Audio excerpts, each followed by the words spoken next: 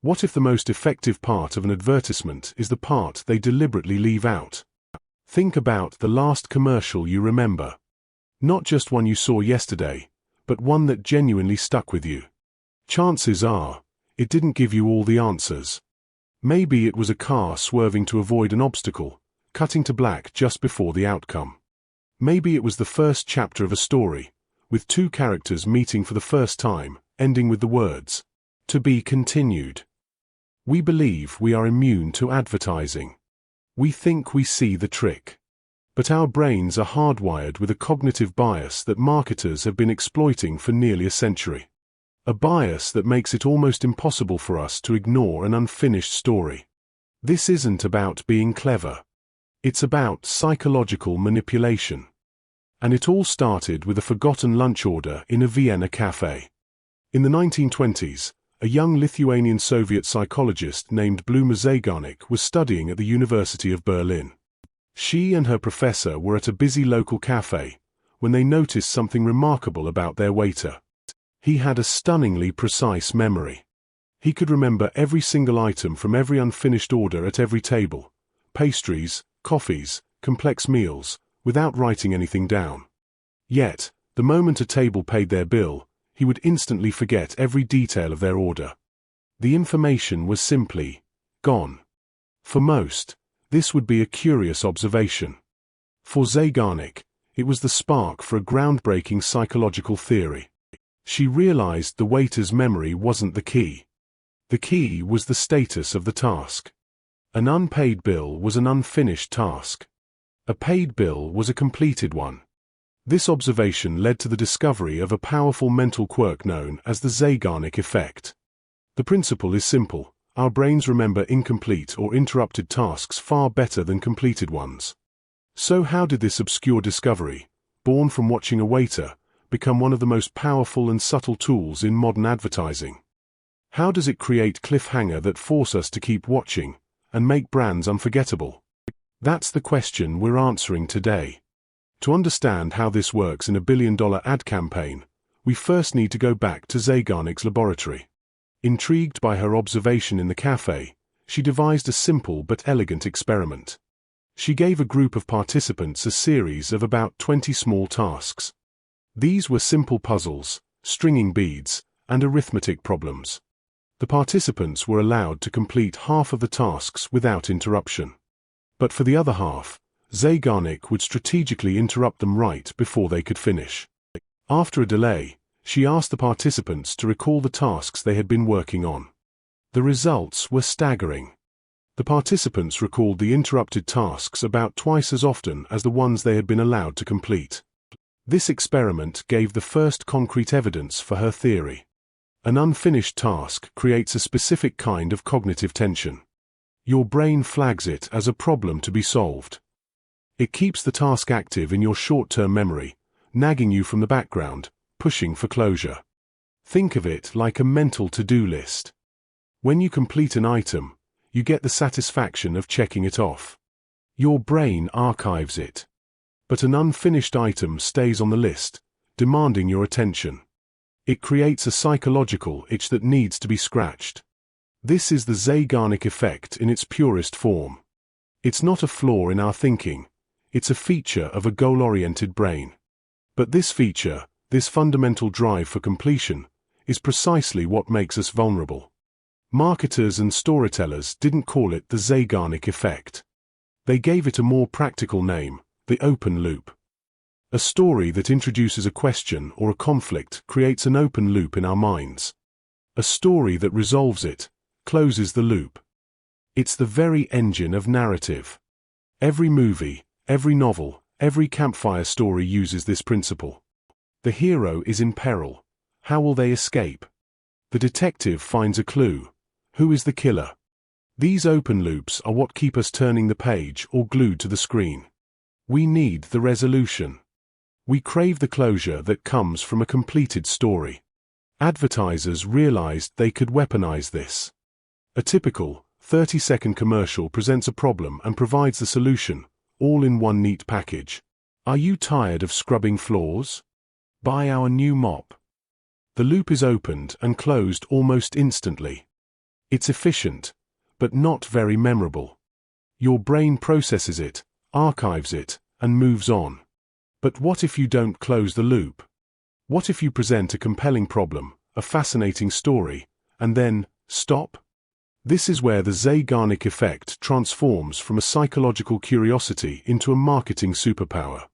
An ad that ends on a cliffhanger is no longer just a piece of media. It becomes an unfinished task in the viewer's mind. The viewer's brain now has a job to do: find the resolution. This creates that same cognitive tension Zeigarnik discovered. The brand and its message are no longer passive information. They are tied to an active, nagging question in the viewer's short-term memory. The ad has given your brain a problem that it feels compelled to solve. The golden age of this technique was arguably the late 1980s and early 90s, with the legendary Taster's Choice Gold Blend campaign. Instead of a single ad, the coffee brand created a series of commercials that followed the slow-burn romance between a sophisticated man and woman. Each commercial was just one small chapter in their story. They would share a moment over coffee, a near miss, a lingering glance, and then it would end. Viewers were captivated. They debated the character's future. They tuned in week after week, not just for the show they were watching, but in anticipation of the next installment of the coffee commercial. Taster's Choice didn't just sell coffee, they sold a soap opera in 45-second increments. Each ad was an open loop, a new unfinished task for the national consciousness. Sales soared. The campaign created a level of brand engagement that was unheard of at the time. This strategy is very much alive today, especially during high-stakes events like the Super Bowl. Brands will release part one of their commercial online a week before the game. They'll show the setup of an elaborate joke or a dramatic scenario. Then, they'll tell you to tune into the game to see the punchline. They are creating a massive open loop, a national cliffhanger, ensuring millions of people are actively looking for their ad during the broadcast. Another common tactic is the interactive cliffhanger. A car commercial might show a family facing a sudden road hazard. The car begins an advanced safety maneuver, but just as you're about to see the result, the screen cuts to black with a simple message: "See how the story ends at our website." The ad has now delegated the task of closure directly to you. To scratch that mental itch, you have to leave your passive viewing experience, pick up your phone or computer, and actively seek out the brand. You have transitioned from viewer to participant. The Zeigarnik Effect's influence now extends far beyond television ads. The digital world is a perfect laboratory for creating and exploiting these cognitive gaps. Think about the last time you saw a headline that said, "They put one common ingredient in their coffee." The result was shocking. That headline is a masterclass in the Zeigarnik Effect. It opens a loop with surgical precision. It creates an information gap and an intense desire to close it. This is the psychological engine behind clickbait. But it's also used in more subtle, and even helpful, ways in user experience design. When you sign up for a new service like LinkedIn, you'll often see a profile strength or completion meter. This bar, often left intentionally incomplete, is a visual representation of an unfinished task. It leverages the Zeigarnik Effect to motivate you to provide more information. That unfilled portion of the bar creates a slight cognitive tension, encouraging you to complete the task of filling out your profile. E-commerce sites use it too. Step-by-step checkout processes, showing you step 1 of 4, step 2 of 4, leverage this principle. It frames the purchase as a task to be completed, and seeing the progress keeps you motivated to reach the end. Even streaming services like Netflix have perfected its use. At the end of an episode, the next episode countdown starts automatically. This minimizes the sense of completion you get from finishing an episode. It immediately opens the next loop, making it psychologically easier to keep watching than to stop. It turns a series of completed tasks into one giant, unfinished task, finishing the season. And that brings us to the core insight. The real secret of the Zeigarnik Effect in advertising isn't just about creating curiosity. It's about transforming a marketing message from a piece of passive information into an active, unfinished task in the brain of the consumer.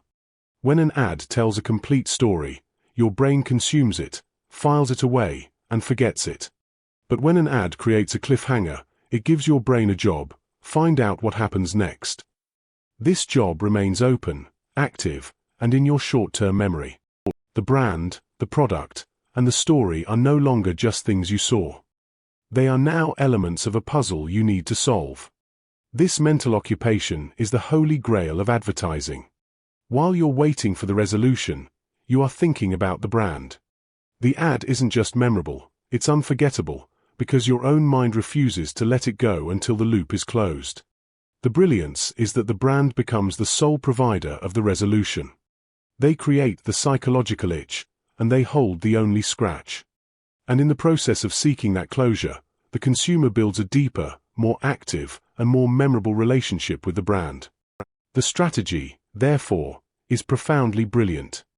It hijacks a fundamental cognitive process, our innate desire for completion, and puts it in service of a commercial message. It teaches us a crucial lesson about influence.